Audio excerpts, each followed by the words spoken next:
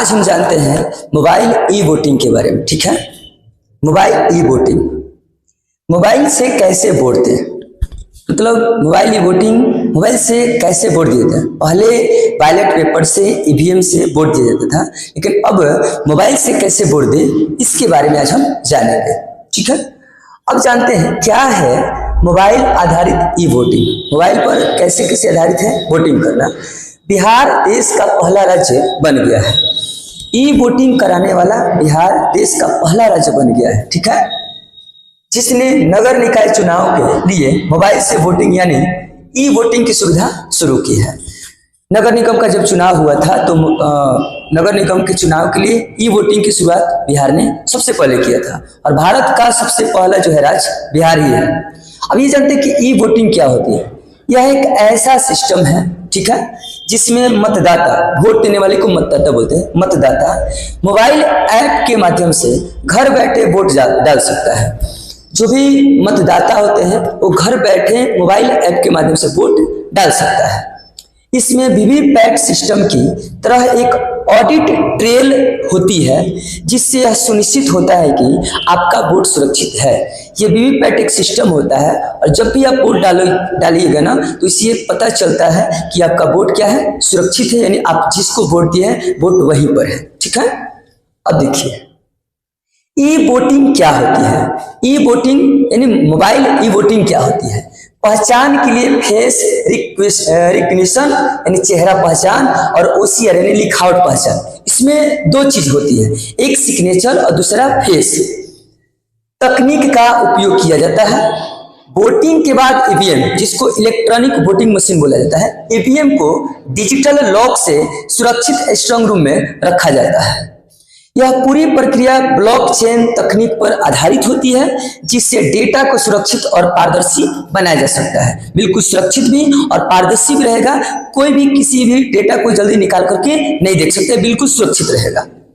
पूरी दुनिया में, पूरा वर्ल्ड जो है, उस पूरे वर्ल्ड में यानी पूरी दुनिया में अब तक सिर्फ एस्टोनिया ने इस प्रणाली को अपनाया है। पूरे दुनिया में एस्टोनिया मोबाइल ई वोटिंग को अपनाया है। उसके बाद भारत का पहला राज्य बिहार है जो इसको अपना लिया है, और भारत में इसे सबसे पहले बिहार में लागू किया गया है, यानी नगर निगम के चुनाव से। अब इससे यह भी पता चलता है कि आगे भी और बहुत सारे चुनाव होने वाले हैं, तो हो सकता है कि उसमें इस चीज को लागू किया जा सके।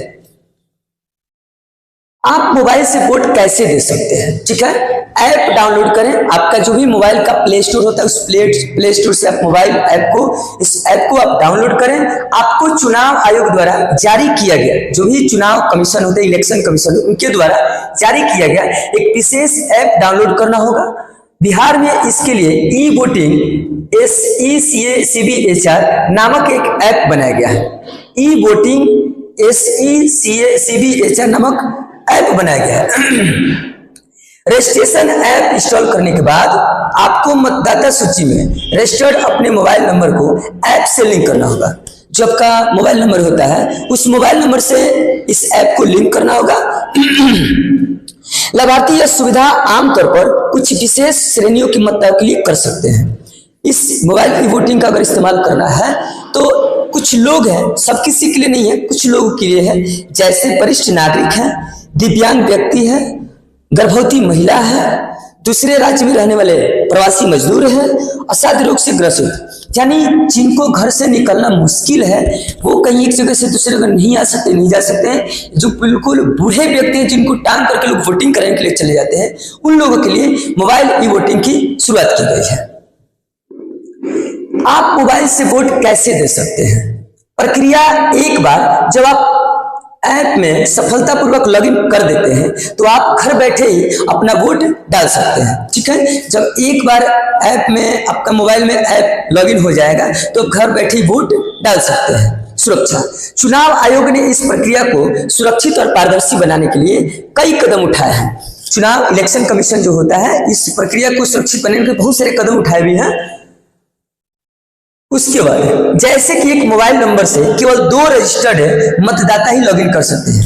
एक मोबाइल नंबर पर केवल 2 ही मतदाता रजिस्टर्ड कर सकते हैं और अपना जो है वोट डाल सकते हैं, 2 से अधिक नहीं कर सकते हैं। ठीक है, अब ध्यान देना है किस बातों पे।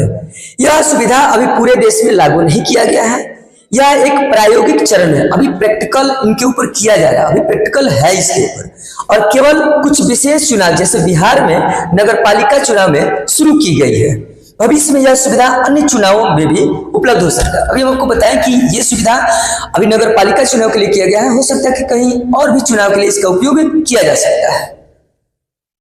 अब ई वोटिंग क्यों लाई गई है, इस चीज को जानना है।